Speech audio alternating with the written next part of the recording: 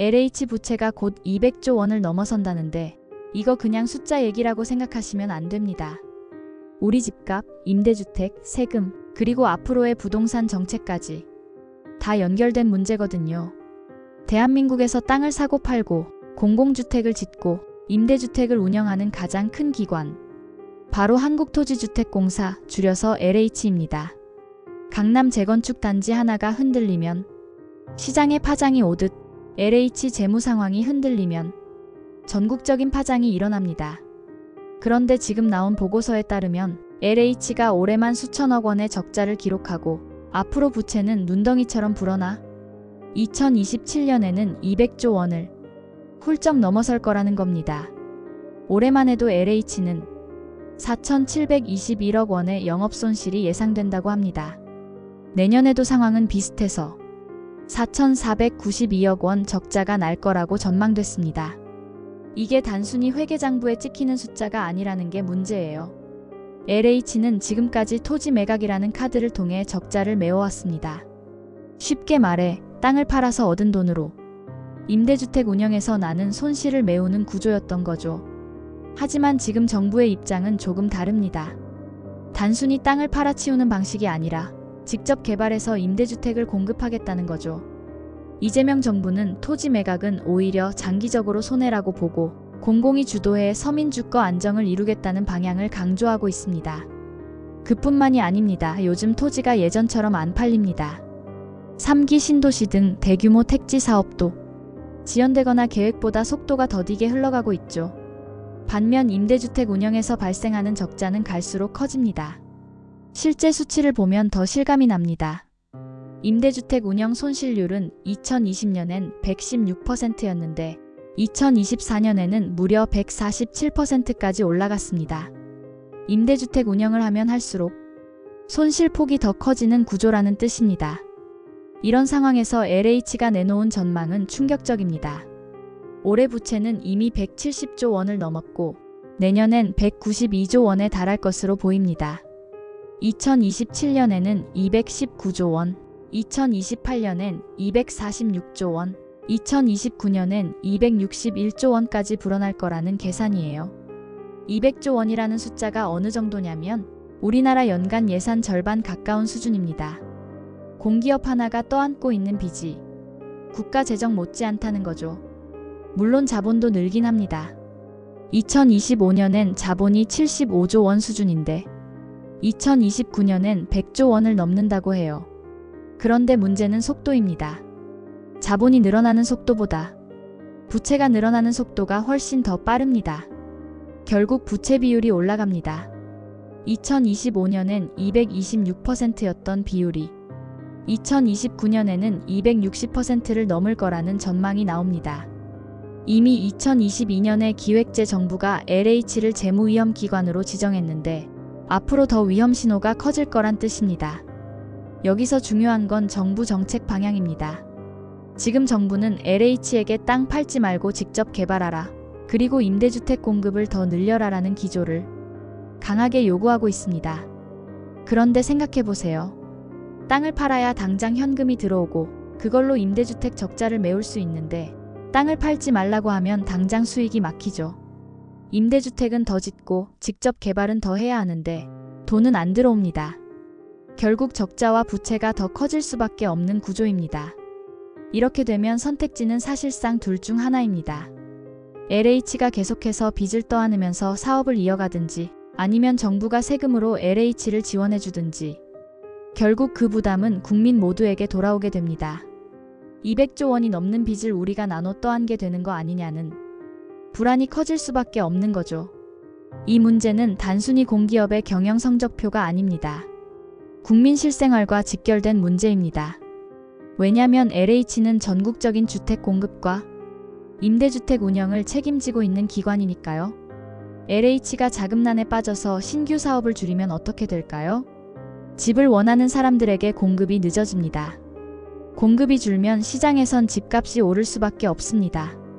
반대로 빚이 늘어나는데도 무리해서 사업을 계속 밀어붙인다면 나중에 그 빚을 세금으로 메워야 할 수도 있습니다.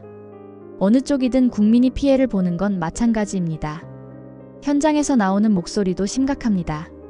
건설업계 관계자는 LH가 땅을 팔지 않고 직접 개발만 하겠다고 하면 자금이 막혀서 공사 현장이 멈출 수 있다고 우려합니다.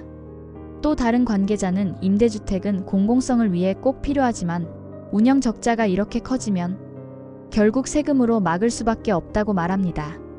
결국 지금 구조는 악순환입니다. 땅은 안 팔리고 임대주택은 늘려야 하고 운영은 적자라 재정 부담이 눈덩이처럼 커집니다. 그렇다면 해법은 뭘까요? LH 내부에선 대책을 내놓고 있습니다. 신규 토지를 적극적으로 팔고 오래 묵혀둔 미매각 용지를 마케팅해서 처리하겠다는 거죠. 또 임대료 체계를 손보고 임대주택 재정지원 단가를 현실화하겠다고도 합니다. 하지만 문제는 이게 현 정부 기조와는 맞지 않는다는 점이에요. 정부는 팔지 말고 직접 개발하라고 하니 LH가 내놓은 방안이 실제로 실행될 가능성은 불투명합니다. 여기서 우리가 던져야 할 질문은 명확합니다. LH가 이렇게까지 큰 부채를 떠안으면서 임대주택을 계속 늘려야 하는 걸까요? 아니면 시장 원리에 맞게 토지를 팔아서 재정을 안정시키는 게 먼저일까요? 지금은 주거 안정이라는 명분과 재정 건전성이라는 현실이 정면으로 충돌하고 있는 상황입니다. 사실 이런 문제는 LH만의 문제도 아닙니다. 한전도, 코레일도, 국내 다른 공기업들도 비슷한 구조적 문제를 안고 있습니다. 공공성을 위해 가격을 낮추거나 서비스를 늘리면 적자가 쌓이고 빚이 불어나고 결국 세금으로 메워야 하는 구조 말이죠. 그런데 LH는 다른 공기업보다도 훨씬 더 민감합니다. 왜냐면 집은 국민 삶의 근간이고 주거 안정은 가장 뜨거운 민심의 문제이기 때문입니다. 지금 LH 부채는 200조 원을 향해 달려가고 있습니다. 여러분, 이게 단순히 재무제표에 찍힌 숫자가 아니라는 걸 다시 강조드리고 싶습니다. 앞으로 우리의 집값이 어떻게 움직일지, 임대주택이 얼마나 공급될지, 세금 부담이 얼마나 늘어날지 그 모든 게 여기에 달려 있습니다. 여러분은 어떻게 생각하시나요? LH가 빚을 더 떠안더라도 임대주택 공급을 늘리는 게 맞다고 보십니까? 아니면 땅을 팔아서 재정을 안정시키고 공급은 민간의 몫으로 돌려야 한다고 보십니까? 땅 팔지 말라는 정부의 기조와 적자가 쌓이는 현실 사이에서 결국 그 부담은 국민에게 돌아올 수밖에 없다는 사실. 이게 지금 LH가 던지는 가장 큰 질문 아닐까요? 두 번째 이야기입니다. 여러분, 집 없는 서민들의 주거 안정을 위해 쓰여야 할 돈이 해외 투자에서 줄줄 새고 있다면 믿으시겠습니까? 바로 주택도시기금 얘기입니다. 이름만 들어도 뭔가 공공성을 강하게 풍기는 기금이죠. 전세자금 대출, 도시재생사업, 청년과 신혼부부를 위한 주택 지원 같은 곳에 쓰이는 돈입니다.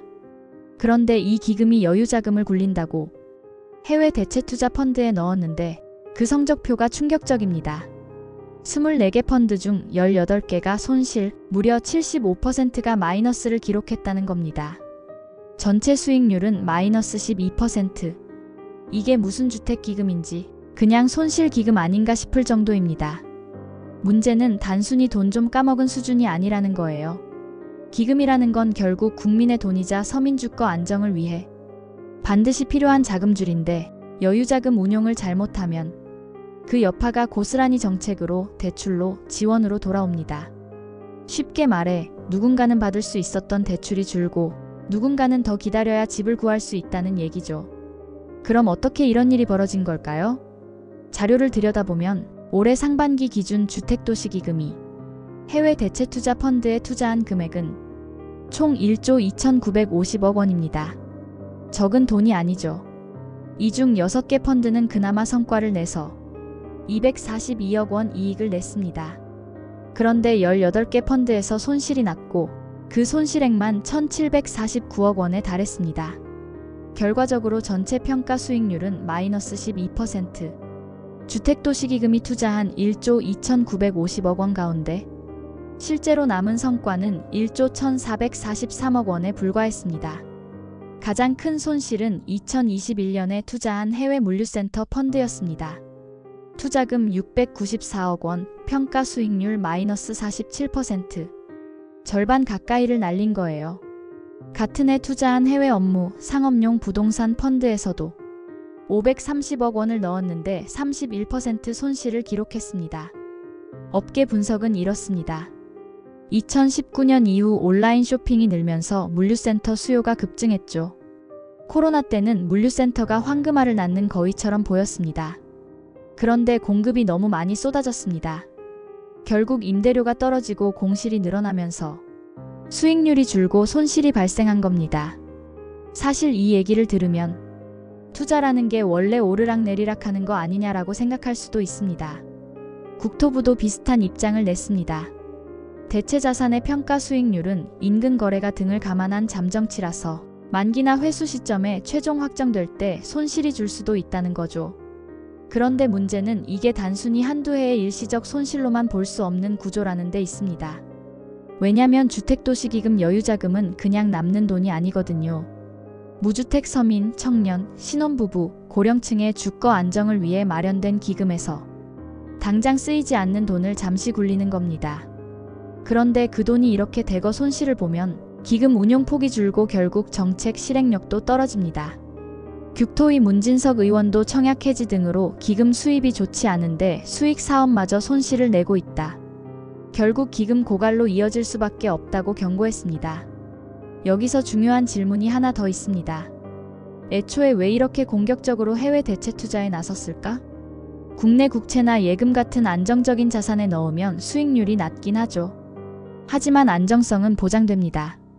반면 해외 부동산이나 물류센터, 대체투자 펀드 같은 데 넣으면 잠깐 반짝할 땐 높은 수익률을 노릴 수 있지만 지금처럼 공급 과잉이나 경기 침체가 오면 순식간에 손실이 커집니다.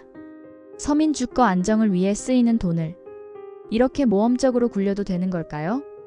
물론 기금 운용 측에선 이런 얘기를 합니다. 여유자금이니까 안정적인 투자와 일부 대체 투자를 섞어서 수익을 노릴 수 있다는 거죠. 하지만 현실은 24개 펀드 중 18개가 손실을 냈습니다. 75%가 마이너스라면 운용 전략 자체가 잘못됐다는 방증 아닐까요? 더 무서운 건 앞으로의 전망입니다. 글로벌 경기 침체, 금리 불안, 부동산 시장의 구조적 문제까지 겹치고 있죠. 해외 부동산 대체 투자가 다시 반등할 가능성이 크지 않다는 겁니다. 오히려 시간이 갈수록 손실이 더 확정적으로 드러날 수도 있습니다.